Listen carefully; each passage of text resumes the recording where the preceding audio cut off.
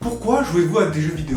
Est-ce juste pour passer le temps ou est-ce que c'est quelque chose de plus profond? Étant moi-même un grand joueur, je me suis toujours posé la question. J'ai donc décidé de faire des recherches pour comprendre ce phénomène. Articles scientifiques, témoignages de joueurs, études sur le cerveau et les émotions, et ce que j'ai découvert est fascinant. Peut-être que vous jouez pour vous détendre après une journée stressante ou pour vous perdre dans un monde totalement différent. Derrière chaque session, chaque mission, chaque victoire se cache une raison plus complexe. Aujourd'hui, on va explorer vos motivations avec des analyses scientifiques, des histoires concrètes et des histoires de jeux qui ont marqué des millions de joueurs. Commençons par le plus évident. Le plaisir et l'évasion. Pour mieux comprendre ce phénomène, j'ai étudié des expériences de joueurs et des études scientifiques. Qui n'a jamais allumé un jeu pour oublier une journée stressante? Des jeux comme Stardew Valley ou encore Animal Crossing qui permettent de créer son propre rythme, de personnaliser un monde et de ressentir un contrôle que la vraie vie ne donne toujours pas. Chaque action, planter une graine, casser un arbre, parler à un villageois, devient gratifiante, car vous en avez le contrôle. Mais l'évasion peut aussi être plus intense. Par exemple dans The Last of Us ou encore Red Dead...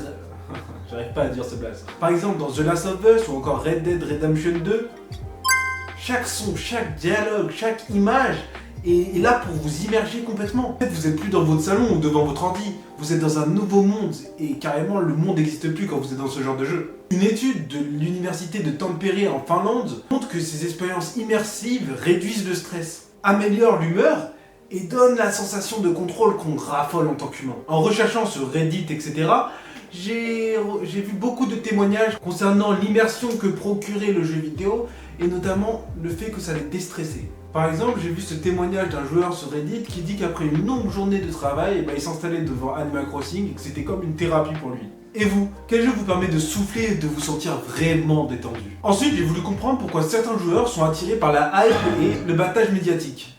Un exemple célèbre, Cyberpunk 2077. La hype était gigantesque, les précommandes explosaient, les discussions sur YouTube et Reddit étaient partout, tout le monde attendait ce jeu. Et puis, la sortie du jeu est arrivée, avec énormément de bugs. Ceux qui s'en souviennent, franchement, je crois que le jeu maintenant il s'est amélioré, mais au début les gars, des bugs et tout le monde était déçu. Beaucoup ont alors compris qu'ils avaient acheté le jeu pour l'expérience sociale et surtout pour l'excitation, pas vraiment le jeu lui-même. Ce phénomène, je connaissais pas ce terme avant, mais il s'appelle le FOMO, Fear of Missing Out. La peur de manquer quelque chose. Et même les gamers les plus expérimentés se retrouvent parfois pris par le battage médiatique. Un bon exemple c'est Fortnite. Absolument tout le monde joue à Fortnite, au prime de Fortnite les gars. Et tout n'est pas négatif, la hype peut aussi créer des communautés. Par exemple Among Us, Genshin Impact, ou encore Fortnite.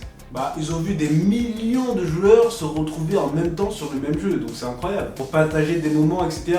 Moi je dis quand un jeu est vraiment au sommet de sa hype, en vrai c'est le meilleur moment pour y jouer, donc c'est pas une mauvaise chose. En fait le jeu vidéo devient, plus qu'un jeu en lui-même, un véritable événement social. Vous vous souvenez dans la cour de récré à l'époque quand ça faisait des danses Fortnite dans la cour? C'est grâce à Fortnite et l'effet de mode. En fait ça devient un moyen de se connecter avec les autres. C'est littéralement l'effet de style, l'effet de mode. Et vous, avez-vous déjà acheté un jeu parce que tout le monde en parlait? J'ai alors étudié pourquoi certains joueurs sont obsédés par les succès et les trophées. Par exemple, je sais pas si vous connaissez le frérot sur TikTok là.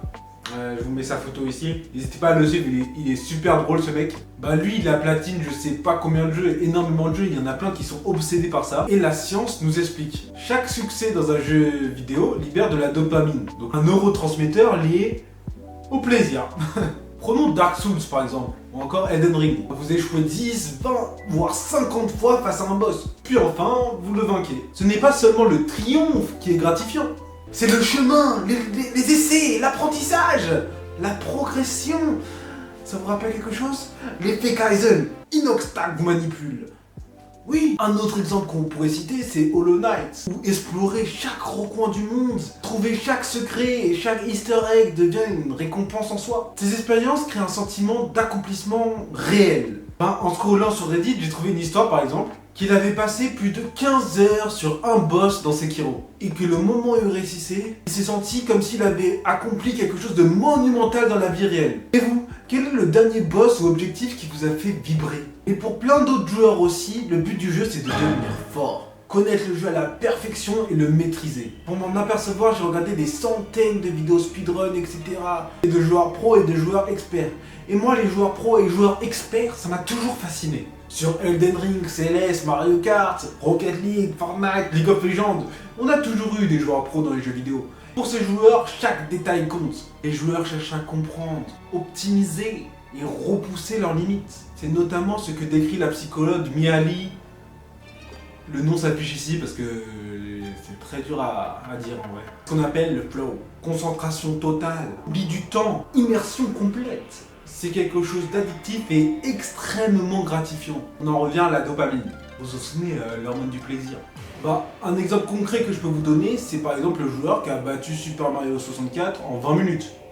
C'est bon. Mais ça, des speedruns, il y en a plein. Il y en a beaucoup, des joueurs pros, il y en a plein, et vous les connaissez sûrement. Mais pour ces gens-là, jouer n'est même plus une activité. C'est carrément une expression d'art. C'est une dinguerie de connaître chaque détail d'un jeu, etc. Et vous êtes déjà senti tellement absorbé par un jeu que vous avez oublié qui vous étiez vraiment. C'est pas ça la question. Au point d'en oublier l'heure. Mais les jeux ne se limitent pas aux mécaniques. L'histoire et les émotions comptent autant, comme dans un film. Pourquoi vous regardez des films? C'est une des raisons pour lesquelles vous jouez aux jeux vidéo.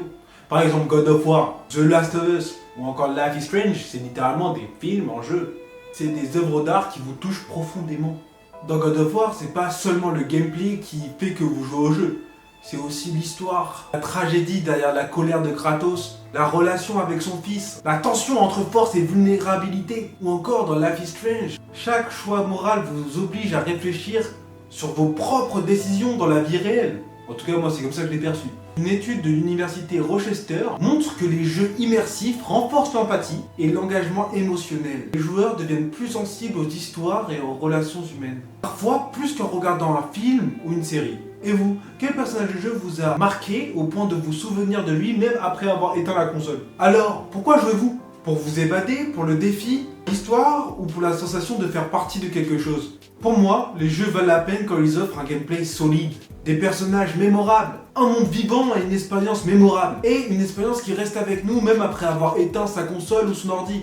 Pouvoir en parler à des amis, pouvoir en discuter, pouvoir se régaler entre nous. Et vous, qu'est-ce qui vous fait vibrer en jouant aux jeux vidéo? Dites-le moi en commentaire. En tout cas, si cette vidéo vous a plu, n'hésitez pas à laisser un petit pouce bleu, à commenter, à vous abonner et surtout...